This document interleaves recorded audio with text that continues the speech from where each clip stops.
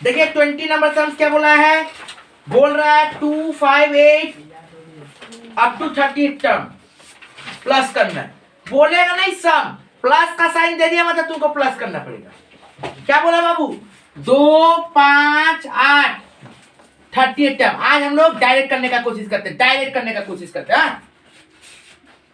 बढ़िया बात है सर, कर देंगे। ये सब तो एकदम हल्का है, ये तो एकदम हल्का है सर। 38 टर्म बोला है, फॉर्मूला क्या बोलता था, n/2। तो n कितना है 30, 30/2 फॉर्मूला पहले लिखवा देते हैं। लिखा हुआ है तो फिर भी हम लिख देते ताकि आप लोगों को पुट करने में ना सुविधा हो जाए। देखिए ध्यान से सर, n/2 मतलब 30/2, 2 इंटू ए कितना हुआ 2, n -1 कितना 30 -1 29, d का मतलब कितना, गैप देखो तो 2 और 5 का 3 का। तो उसके बाद क्या होगा 30 डिवाइडेड 2 15, 2 2 जा 4, 90 प्लस 29 प्लस 3 87। तो 15 इंटू 91 कितना आ जाएगा बाबू 5, 15 नमा 135 और 1 वही तो 1 3 4 1345। चलो हम गलत कर रहे हैं।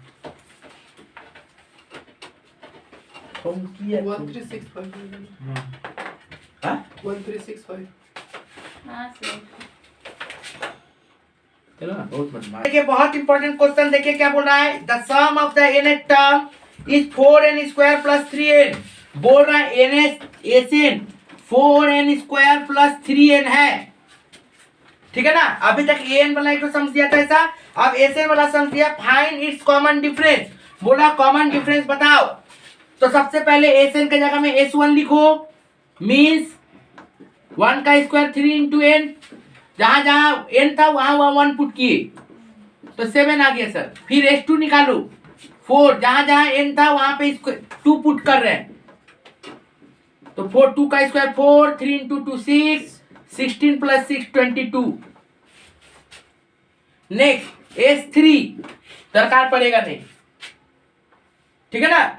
अब देखिए ध्यान से, A1 इक्वल टू S1 होता है, S1 इक्वल टू A1 होता है, क्योंकि पहला टर्म समीशन में रहे चाहे नॉर्मल में रहे सेम सेम ही होगा। तो पहला टर्म यदि 7 है तो 7 ही रहेगा ना, तो ये हुआ 7। A2 निकालने के लिए फॉर्मूला होता है S2 माइनस S1। A2 का फॉर्मूला क्या होता है, S2 माइनस S1। तो S2 कितना है 22 माइनस S1 कितना है 7, कितना आया बाबू 15। और D का फॉर्मूला क्या है A2 माइनस A1। तो वी नो दैट A2 कितना आया 15 और A1 कितना है 7 इक्वल टू 8। बस एकदम पानी है पानी। नेक्स्ट क्वेश्चन बहुत इंपॉर्टेंट क्वेश्चन, बोला find the sum of all number between 100 to 300 which is divisible by 8।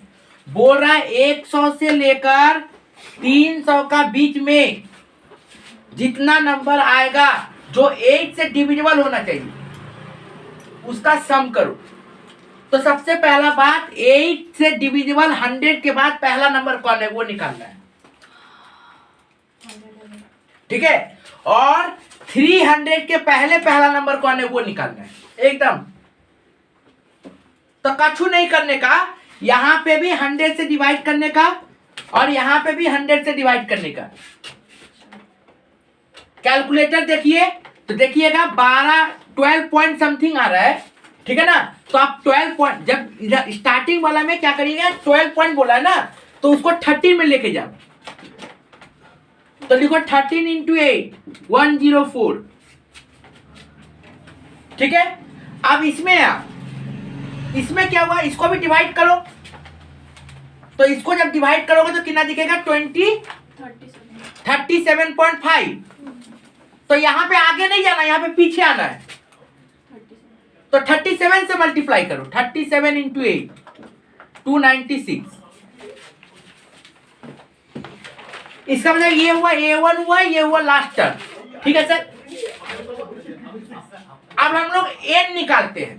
देखो बाबू क्या बोला, 8 से डिविजिबल है, 8 से डिविजिबल है मतलब क्या 8 8 का अंतर है। यदि 8 से डिविजिबल होगा तो 8 का पहाड़ा पढ़ो। बचपन में आप लोग चोरी करके ऐसे ही पढ़ते थे, जब टेबल नहीं आता तो प्लस कर देते थे ना। तो 8 से डिविजिबल का मतलब क्या है? 8 8 से डिवीजन है, मतलब कॉमन डिफरेंस कितना है? 104 के बाद 112 होना ही है एकदम। इट मीन्स कॉमन डिफरेंस कितना हुआ? 8। इट मीन्स हमको यदि n निकालना है n, तो हम लोग तो n निकालने में माहिर है।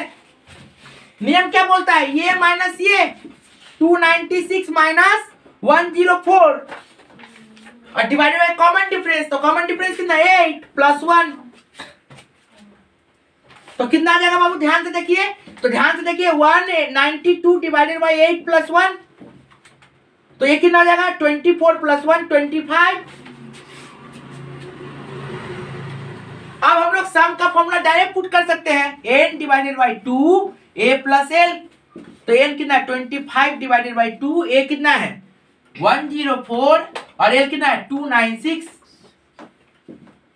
तो ये कितना हो गया सर? 25 इंटू 200 मतलब 5000।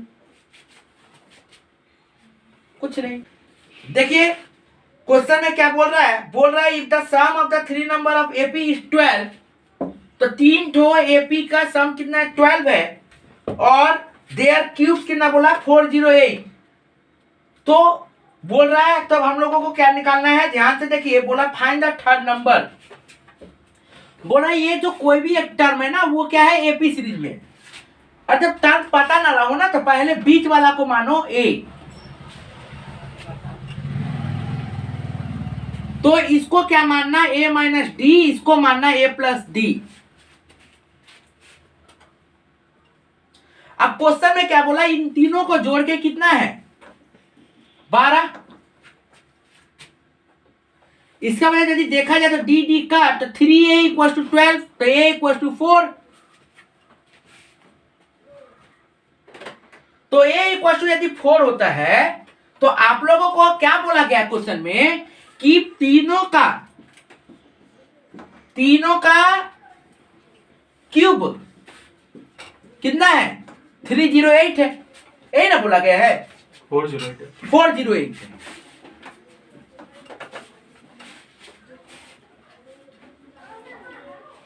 तीनों का ए यदि फर्स्ट टर्म यदि 4 है मेरा, मतलब फर्स्ट टर्म तो 4 है नहीं मेरा, ऐसे भी हम बिना ऐसे ही बनाते हैं डायरेक्ट। तो ए आया, मतलब ए कौन आया? ये 4 आया।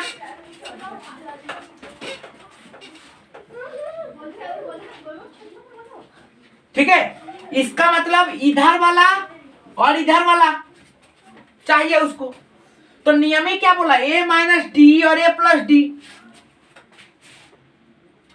तो एक तो माइंड में भी ऐसे लगाओ, बाई सिम ऑप्शन ही करके, ठीक है ना, क्योंकि कैलकुलेशन थोड़ा बड़ा हो जाएगा। यदि शॉर्टकट में हम यदि जाए तो देखो ऑप्शन ही देखिए, तो हम लोगों को थर्ड नंबर का ऑप्शन क्या दिया है?